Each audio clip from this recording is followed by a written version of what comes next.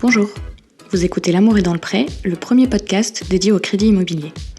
Moi quand j'ai exposé mon idée à mes amis et à mes collègues de Préto, ils m'ont tous regardé avec des yeux ronds et je crois que la réponse la plus commune, ça a été « Non mais t'es sûr de ton sujet là ?»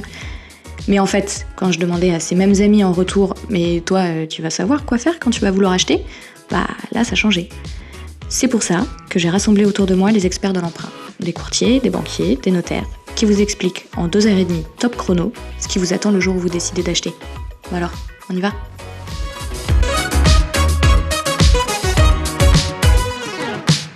Alors, pour ce troisième épisode, on va se pencher sur les erreurs les plus communes et comment les éviter. Et du coup, j'ai avec moi Romain, qui est expert crédit chez Préto. Et la première question que je me posais, c'était de savoir comment on prépare son dossier. Parce que quand on fait une demande de prêt immobilier, on a plein de documents à déposer. Ça demande du temps, ça demande de la préparation. Et je voulais savoir si tu avais des tips pour nous préparer à bien faire notre dossier. Déjà, ce qu'il faut avoir en tête quand vous préparez votre dossier de crédit immobilier, moi les tips que j'aurais tendance à donner, c'est que faut savoir justifier chaque chose que vous allez présenter au banquier ou à votre expert, en l'occurrence chez Préto, pour démontrer que vous avez une bonne situation et que vous pouvez prendre un crédit pour acheter votre résidence principale. D'accord. Donc déjà, faut vous dire que les documents qui vont vous être demandés, c'est dans un premier temps une base de documents assez classique en fait. Ouais, c'est quoi ? Les dernières fiches de paye, 3 dernières fiches de paye, tout ce qui va pouvoir justifier de vos revenus. D'accord. De votre situation actuelle d'hébergement, et puis... Parce que la manière dont je suis hébergée, ça peut jouer sur ma demande de prêt ? Oui, complètement, ouais. Par exemple... Si on prend le cas de votre location, ouais. En fonction du loyer que vous payez aujourd'hui, la banque va considérer que vous êtes en capacité de verser chaque mois tel montant pour un crédit. Ok, donc ça, je vais devoir le montrer à la banque et je vais devoir rassembler les papiers pour prouver Exactement. ça. Okay. Tout ce qui est la situation actuelle va devoir être justifié au banquier. Et il faut surtout avoir en tête que les banquiers prendront très rarement en considération le futur. Ils vont toujours se baser sur des éléments qui sont factuels. D'accord, donc si je leur dis que là, mes fiches de paye sont pas dingues, mais que dans 3 mois, j'ai une augmentation, c'est sûr, mon patron me l'a promise, ils vont pas le prendre en compte ? Ils vont pas le prendre en compte, à moins qu'il y ait un véritable justificatif de votre patron qui confirme que vous aurez une augmentation. Ok. Oui, donc en fait, on en avait parlé déjà dès le premier épisode avec Céline et Henri. Un prêt immobilier, c'est quelque chose qui doit s'anticiper. Il y a un autre truc aussi qui va être constitutif de mon dossier, c'est l'apport. Ça aussi, ça s'anticipe. Oui, complètement, ouais. L'apport, c'est, ça peut venir de différentes sources, ce qui est souvent apprécié par les banques. C'est quoi exactement l'apport, en fait ? L'apport, finalement, c'est le montant d'argent qu'un acquéreur va pouvoir mettre dans son projet. Ouais. Et ça va éviter aux banquiers de couvrir la totalité du projet via du crédit, en fait. Et les banquiers, aujourd'hui, on parle beaucoup de financement à 110%. Ce qu'on appelle un financement à 110%, c'est un banquier qui va tout payer sur un crédit, donc qui va tout financer via parce que dans le crédit, oui, on en avait parlé, il y a le montant du bien et après il y a d'autres frais comme les frais de garantie, les frais de notaire, etc. Et ça, la banque, en fait, elle veut pas trop le payer, c'est ça ? Exactement. Ça, les banquiers aiment pas trop payer ce genre de frais-là parce que ils sont jamais en capacité de récupérer le montant de ces frais si jamais demain l'acquéreur est en défaut de paiement. D'accord. Donc finalement, l'apport, oui, c'est un peu par sécurité en fait. C'est une forme de sécurité pour les banquiers, une forme aussi d'engagement de la part des acquéreurs qui va montrer aux banquiers que c'est un projet sérieux et qu'ils sont en capacité de mettre des sous dans le projet. D'accord, mais cet apport, est-ce qu'il doit forcément être constitué par une épargne que je constitue soigneusement depuis 10 ans en mettant 500 € de côté tous les mois, ou ça peut être autre chose aussi ? Alors non, bien sûr, il y a le cas qui est assez classique de la famille qui va faire un don aux acquéreurs. Quand on a la chance d'avoir une famille qui peut nous donner un peu de sous pour acheter un appartement, ça peut être très utile et c'est souvent le cas. Ouais. Mais c'est moins apprécié que lorsque c'est de l'épargne qui a été mise de côté chaque mois. Pourquoi ? Tout simplement parce que les banquiers apprécient de voir des personnes qui sont soigneuses et qui savent gérer leur budget. Et donc, du coup, une personne qui va chaque mois mettre 200-300 euros de côté, et on sait qu'elle sera en capacité de les mettre dans un crédit immobilier. En fait, la banque va estimer que j'ai un meilleur comportement si j'arrive à épargner, c'est ça ? Exactement, oui. Ok, ça peut avoir un impact sur mon taux ? Alors, sur le taux, bien sûr, ça peut toujours avoir un impact dans le sens où chaque situation est spécifique et chaque profil est spécifique. Ouais. Mais ça va surtout avoir un impact sur, imaginons un jeune acquéreur qui fait son premier achat, Ouais. qui avait un loyer assez bas et qui veut acheter un appartement un peu plus cher, Ouais. pour lequel il va devoir payer un crédit un peu plus important. Et cette différence, chaque mois, il va devoir payer du coup, on va dire 200 ou 300 euros de plus. Oui. Et ce qui fera la différence entre l'acceptation d'un dossier ou le refus, c'est la capacité qu'il a eue chaque mois à mettre, en plus de son loyer, cet argent de côté. D'accord.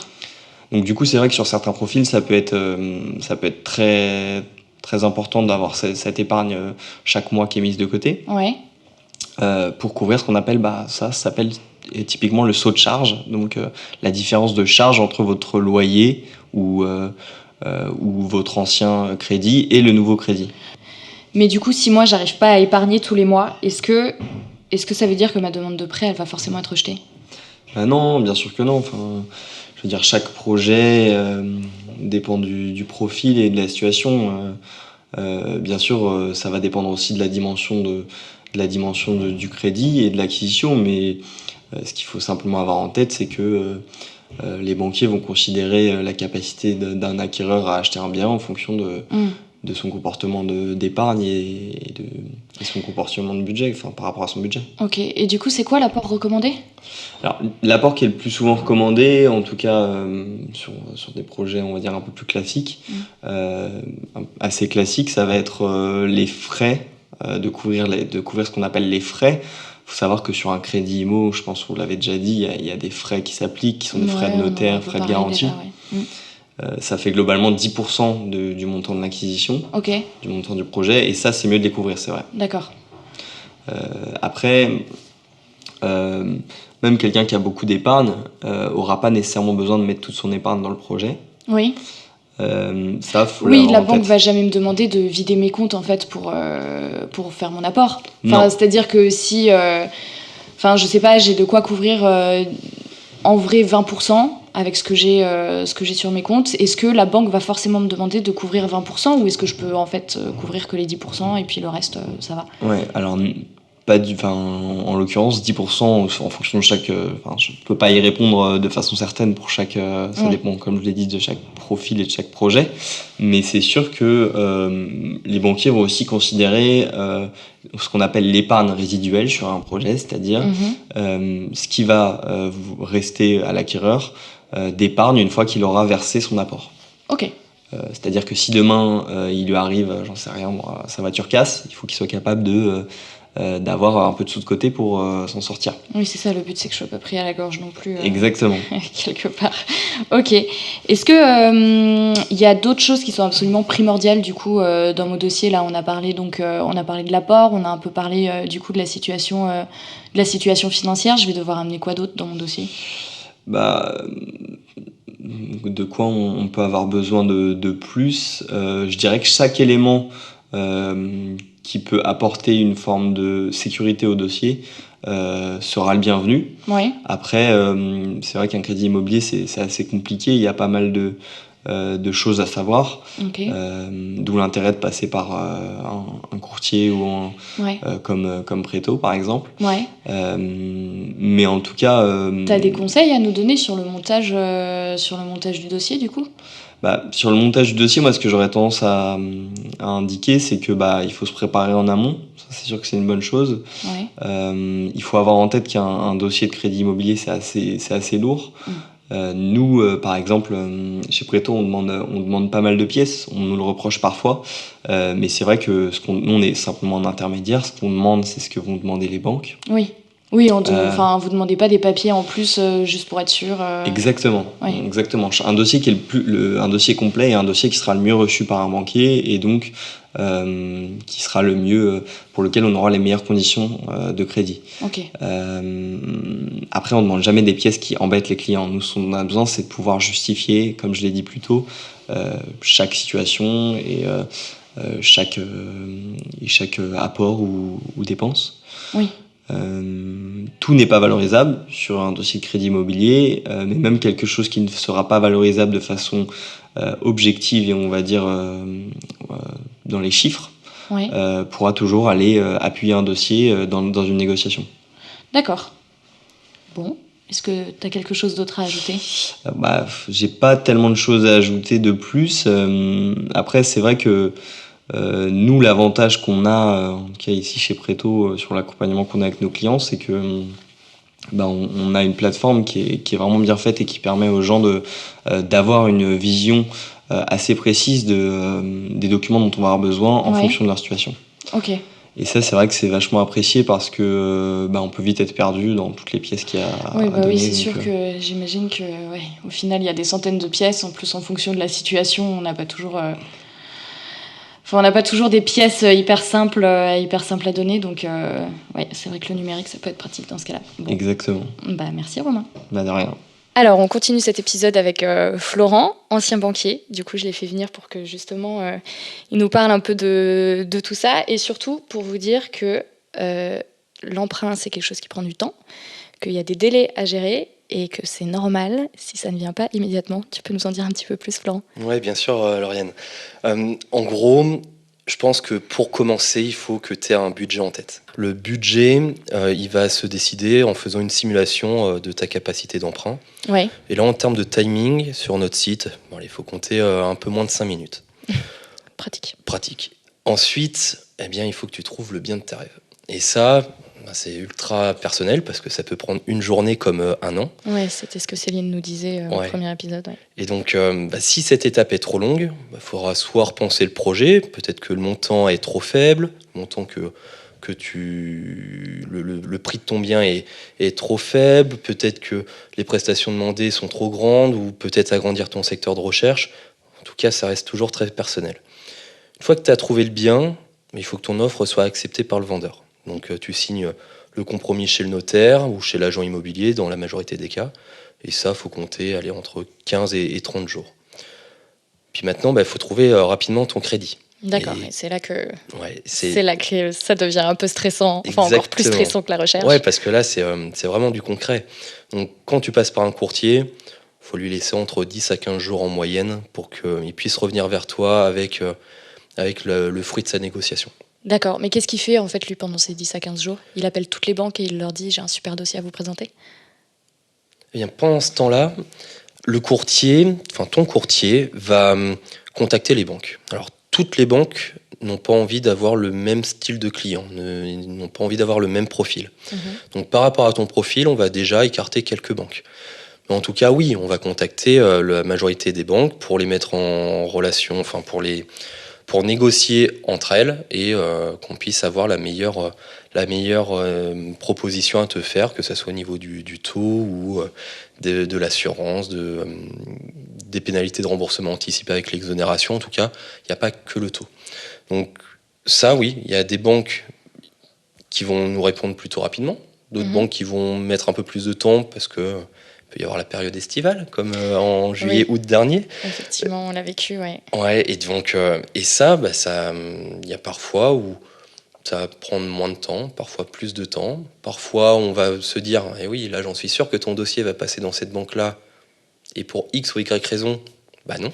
Et donc, du coup, il faut contacter quelqu'un d'autre. Et là, il faut reprendre toute la négociation qui avait pu commencer avec cette banque en particulier, et qu'on avait mis quand même pas mal de poids sur cette négociation-là, toujours en complétant avec les autres, mais un peu moins fort, parce qu'on s'était quand même bien positionné avec celle-ci. Oui, c'est comme pour tout, c'est quand on le sent bien quelque part, on met un peu plus d'efforts de ce point de vue-là, et puis d'accord, oui. Exactement, et donc du coup, au niveau du timing, eh bien, On se ça retrouve, peut être un peu plus long. En fait, c'est tout à fait normal de pas avoir une réponse au bout de 3 jours, quoi. C'est pas. Absolument. Absolument. D'accord, oui. Donc il faut laisser le courtier tranquille, en fait, à ce moment-là, et puis juste. Enfin, faut se rendre compte que c'est tout à fait normal d'avoir un petit peu de temps de latence, quoi. Ouais, ça, Simplement. il faut l'intégrer. Après, bon, on n'achète pas une pizza ou une baguette. Donc, Oui. je comprends aussi les clients qui nous contactent assez souvent. Après, il y a quand même une chose que je trouve bien, pardon, c'est d'avoir au moins un contact pendant cette phase de négociation. Oui. C'est-à-dire qu'au bout d'une semaine, par exemple, ou de 10 jours, si jamais c'est pas terminé, au bout de 10 jours, bah, contacter notre client, te contacter et lui dire bah, voilà où j'en suis. Ouais. Et au moins, bah, ça permet de répondre à tes questions si tu en as, de te dire que tout va bien parce que c'est réellement le cas et qu'il n'y a pas de sujet à créer. Et au moins, ça te rassure. Oui, bah oui, c'est vrai. Mais oui, en tout cas, l'objectif, c'est pas qu'on soit en contact régulier avec notre client à ce moment-là. Bon, donc du coup, il y a cette phase de négociation qui prend quelques jours. Et après, vous appelez le client. Ouais. Vous lui dites que vous avez une offre. Exactement. Ok. Et donc l'étape d'après, c'est quoi? C'est le rendez-vous en banque? Ouais. L'étape d'après, c'est finaliser le montage en banque. D'accord. Donc ça, c'est la partie du conseiller en banque qui va s'occuper de ton dossier. Et puis après, c'est la banque qui te contacte une fois que ton dossier est totalement monté. Il t'appelle, rendez-vous. D'accord. Et- Ça, généralement, ça arrive combien de temps après avoir eu un accord Tout dépend de la banque. En gros,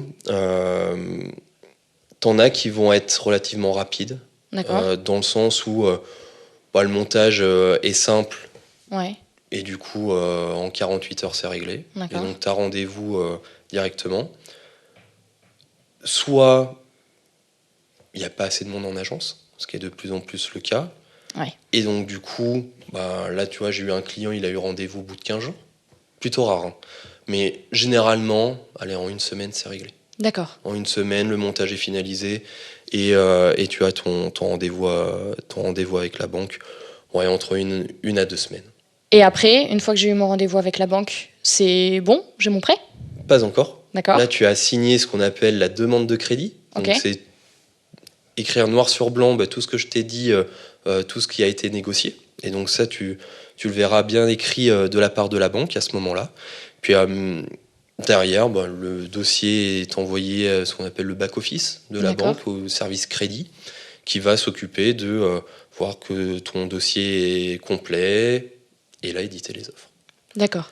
Et Et donc, c'est à partir du moment où j'ai mon offre de prêt, c'est l'équivalent du contrat, en fait. C'est là où la banque valide effectivement tout ce qu'on a et confirme le fait que je vais avoir mon crédit. exactement. D'accord. Là, c'est vraiment ce qui va t'engager. Si Ok. tu signes ce document-là, c'est ce qui va t'engager, alors que tout ce que tu as fait avant en termes de signature, ça t'engage en rien. Ouais.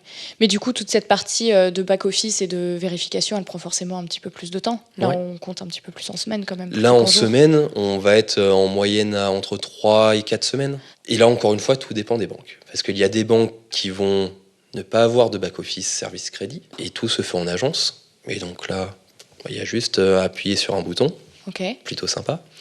Puis t'en as d'autres où il y a ce back-office-là, et donc du coup, là, ça prend plus de temps. D'accord. Mais oui, c'est quand même rare quand ça dépasse les 4 semaines. Donc maintenant, tout va bien, tout s'est bien passé, on est dans les délais. Ouais. J'ai reçu mon offre de prêt. Là, on doit obligatoirement attendre 10 jours avant de signer. Ouais. Donc on le précise bien, il ne faut pas signer avant ces 10 jours. Absolument. On peut la renvoyer à partir du 11e jour. Et à ce moment-là, à partir du moment où on a l'offre de prêt, c'est là qu'on peut prendre rendez-vous avec le notaire pour signer. Exactement. En gros, tu vas recevoir les offres de prêt dans ta boîte aux lettres. Donc, d'accord. C'est le cachet de la poste qui fait foi. Et donc, du coup, à partir du 11e jour, tu renvoies ça à la banque. Derrière, pendant ce moment-là, tu envoies une copie à ton notaire, une copie de ces offres de prêt en disant voilà, c'est bon, j'ai le Graal. Et donc, faut repositionner un rendez-vous pour la signature définitive. D'accord, mais ça se passe assez vite, a priori, Bien sûr. une fois qu'on a les offres, s'il n'y a pas d'autres problèmes. Ouais, Par ailleurs, a priori, tout va bien, quoi. Exactement. Et puis, il faut aussi se rendre compte que quand tu as signé ton compromis, tu as la date des conditions suspensives et puis tu as la date de réalisation de la vente authentique. Et Oui. donc, cette date de réalisation, elle est déjà plus ou moins connue. Donc, on sait que c'est à peu près sur ce timing-là. Donc, en gros, ce qu'il faut garder en tête, c'est le fait que ma demande de prêt, c'est pas juste genre mon courtier qui va décrocher son téléphone, dire coucou, j'ai un dossier, et une semaine après, je vais avoir mon prêt. Non, Donc, sinon, ça prend forcément un petit peu plus de temps, quoi. Exactement. Sinon, je ne serais pas là, je pense. Clairement, Effectivement. si tout le monde peut faire le métier de courtier, on n'aurait peut-être pas besoin de nous, quoi. D'accord. Donc, 2 mois pour avoir son prêt, c'est normal. Ouais. Et il faut te déstresser pendant ce temps-là. Exactement. Ok. Est-ce que tu as des conseils à nous donner un peu est-ce qu'il y a moyen de limiter un peu les délais ? Ouais, il y a quelques moyens. Le premier, ça va être vraiment d'avoir un dossier complet et impeccable. Si tu nous envoies des photos où on voit pas trop ce qu'il y a dessus, Ouais. ou alors qui sont vraiment coupés à la moitié, ça peut arriver, et qu'on envoie ça auprès des banques lorsqu'on va négocier avec elles, faut savoir que la banque va pas forcément être contente. Donc là-dessus... Donc la négociation va être plus longue. Exactement. Et puis moins d'envie d'ouvrir le dossier. Okay. En gros, faut vraiment comprendre que ton dossier, c'est comme un papier cadeau. Et du coup, il faut vraiment qu'on apporte aux banques vraiment un cadeau. Oui. Parce que notre objectif, c'est aussi de leur faire gagner du temps dans le montage du dossier, parce que tout est trié, parce que tout est prêt. Et donc, plus tu vas m'envoyer des documents complets, bien scannérisés ou bien photographiés, ça permet de gagner énormément de temps. Et pareil pour moi. Hein. Moi, je vais gagner du temps dans l'examen de tes pièces et puis dans le montage de ton dossier. C'est vrai que si j'ai des documents, une offre de prêt où il va me manquer le tableau d'amortissement, par exemple, où il va me manquer même la dernière page, ça peut être embêtant, ou alors qui n'est pas bien lisible, c'est vrai qu'à l'impression, je vais plus rien voir. Et donc, même si aujourd'hui... Oui, en fait, c'est des détails dont on ne se rend pas forcément compte, mais qui peuvent vraiment compliquer les choses et qui ne sont pas très compliqués à... C'est exactement ça. En tout cas, moi, j'aime bien l'idée de savoir que je suis un papier cadeau. Exactement. Et ça c'est chouette. Un autre conseil que je pourrais te donner, c'est peut-être demander au notaire des conditions suspensives directement de 60 jours. D'accord. C'est-à-dire que tu peux demander 45 jours au niveau de tes conditions suspensives. Donc en gros, tu as 45 jours pour trouver ton financement. Oui. Et donc, 1 mois et demi, ça peut très vite passer. C'est ce qu'on a vu là en fonction des délais qu'on donnait. C'est un petit peu short. C'est exactement. 45 jours si tout roule. Exactement. Tout roule.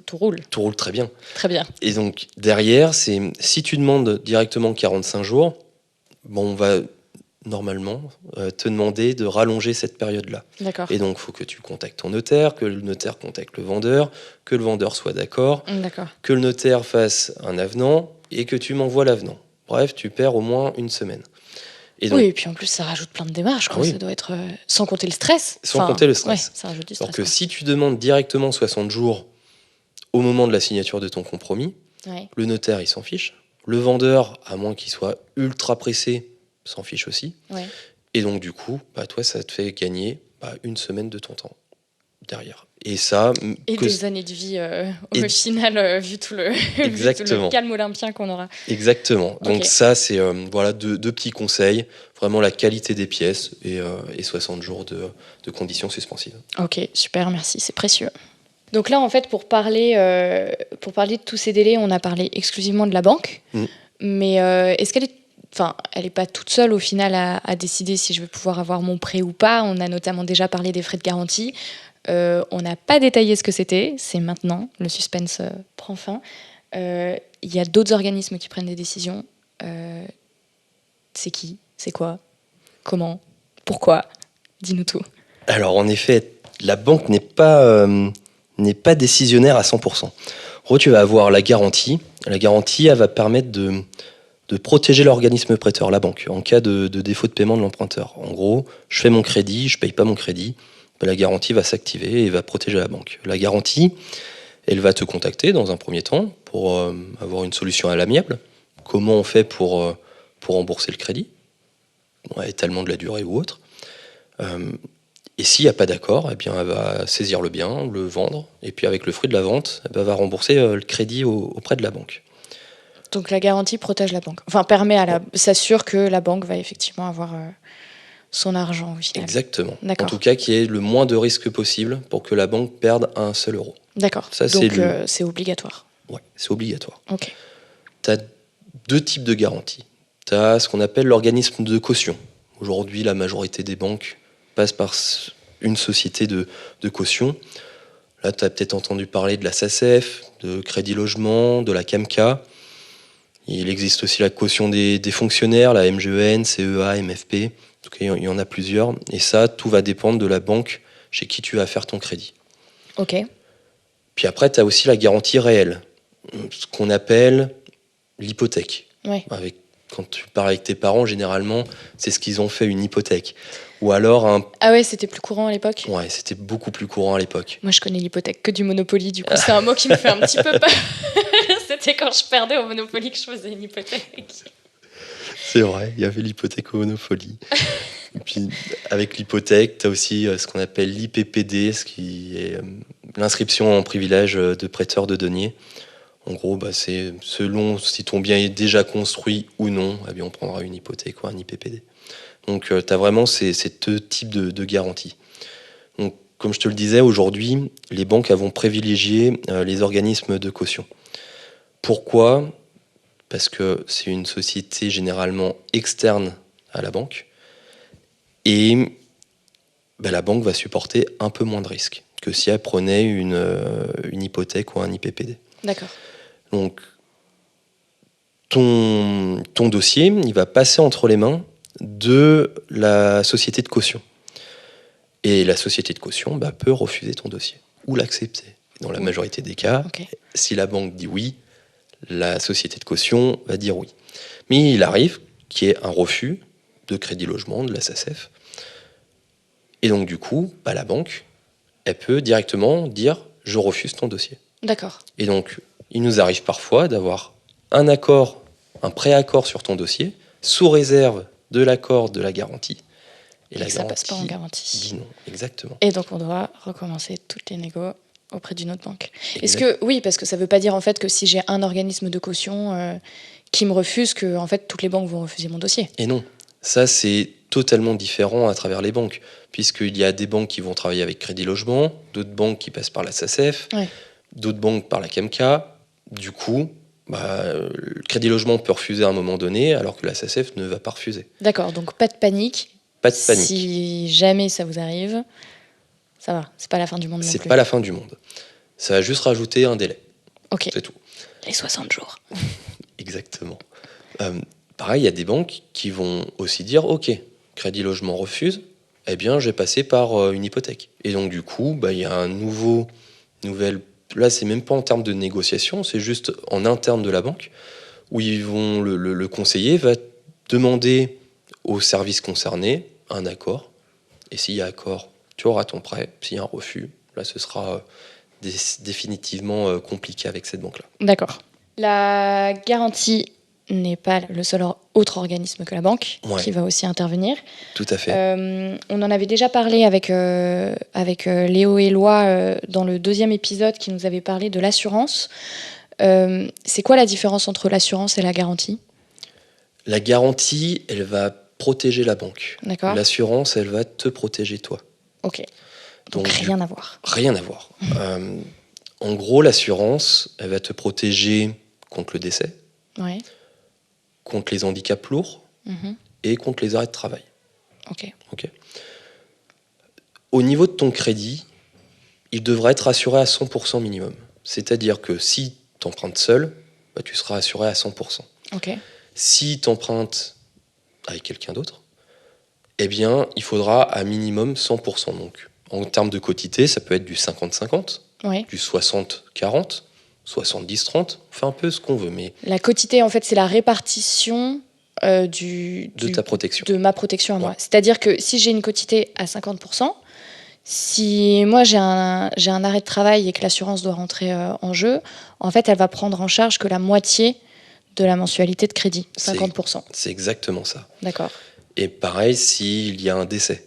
S'il y a un décès, l'assureur va te rembourser 50% de la totalité de ton crédit, donc la moitié. Bon. Mais on a la possibilité d'aller au-delà aussi, si on veut. Exactement. C'est ce que j'allais te dire, c'est que tu peux être au maximum, et le maximum, c'est 100% chacun. Donc à 200%. Donc ça va de 100% à 200% quand il y a 2 emprunteurs. Quand il y a 2 emprunteurs, si tu veux faire 100% chacun, et qu'il t'arrive quoi que ce soit à l'un ou à l'autre, eh bien 100% de l'échéance ou 100% du crédit sera remboursé si jamais il t'arrive quelque chose. D'accord. Bon, évidemment, une protection à 100% par tête n'a a priori pas le même coût qu'une protection à 50%. T'as entièrement raison. Donc ça, c'est quelque chose à voir en fait avec au moment où on prend son assurance. C'est juste quelque chose à déterminer pour voir quel est le coût qu'on veut aussi mettre. Puisqu'au final, ça peut s'additionner assez vite quand même. Oui, le coût d'assurance. En règle générale, si tu as à peu près le même âge que ton co-emprunteur, c'est une règle de 3. En gros, 100% chacun, de 100%, ça va être le double que de 100%. D'accord. Juste un petit mémo technique. Mais puis après, c'est très personnel. Oui. Il y a des clients qui me disent non, moi c'est vraiment en termes financiers que je veux jouer, et la protection, je sais que j'ai des réserves en épargne ou autre. Très bien, et on fait du 50-50 s'ils ont à peu près les mêmes revenus, ou un peu plus pour madame si elle gagne un peu plus que monsieur. Voilà. Et j'ai d'autres clients qui me disent non, moi j'ai 4 gamins à la maison, si jamais il arrive quelque chose à l'un ou à l'autre, j'ai pas envie de vendre l'appartement ou la maison. Et là c'est plus du patrimonial, et on se dit ok, faut protéger. Donc est-ce qu'on est d'accord pour ajouter un peu plus tous les mots au niveau de l'assurance? D'accord. Et ça, c'est important d'en discuter dès le départ avec ton courtier Préto. Mais pourquoi l'assurance elle peut me bloquer du coup?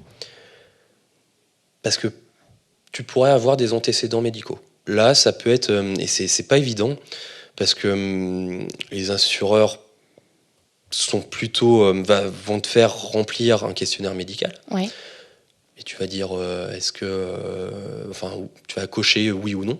Et s'il y a un oui, eh bien il y aura des examens médicaux complémentaires. Donc du coup, c'est s'ils détectent quoi que ce soit. Alors pareil, si tu as eu une angine, c'est pas grave, d'accord.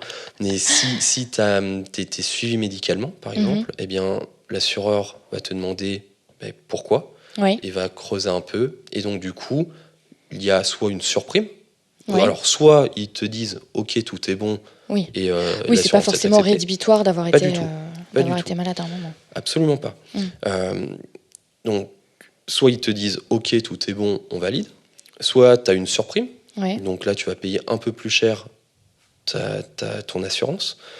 Soit, ou ils peuvent aussi t'exclure certaines garanties. Par exemple, l'arrêt de travail. D'accord. L'arrêt de travail, un exemple, tu as été en dépression il y a 2 ans, eh bien, il se peut que l'assurance te dise non, je ne peux pas te protéger contre les arrêts de travail parce qu'il y a un risque trop important.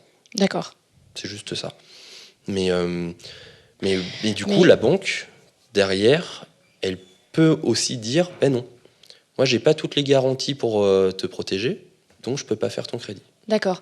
Mais pareil, si j'ai une assurance qui refuse de me protéger à un moment, je peux me tourner vers une autre assurance. C'est pas non plus. Absolument. Après, au niveau de l'assurance, il y en a plus que le nombre de banques sur le marché. Donc oui, on peut demander à d'autres assurances, d'autres assureurs, la possibilité de t'assurer. Et ça peut nous enlever une épine du pied, bien évidemment. Oui, d'accord. Ok, donc du coup, juste garder en tête le fait que si les délais sont longs, c'est aussi parce qu'en fait, il y a d'autres organismes qui interviennent, que la banque n'est pas toute seule à décider, et que si jamais il y a un refus d'un des organismes, faut pas paniquer, il y a aussi le courtier est aussi là pour proposer des solutions alternatives, et puis on fait en sorte que tout roule. Exactement, et c'est surtout que dans la majorité des cas, ça se passe très bien. Faut pas s'en faire. C'est bien de le préciser, effectivement. Ok, merci Florent. Avec plaisir.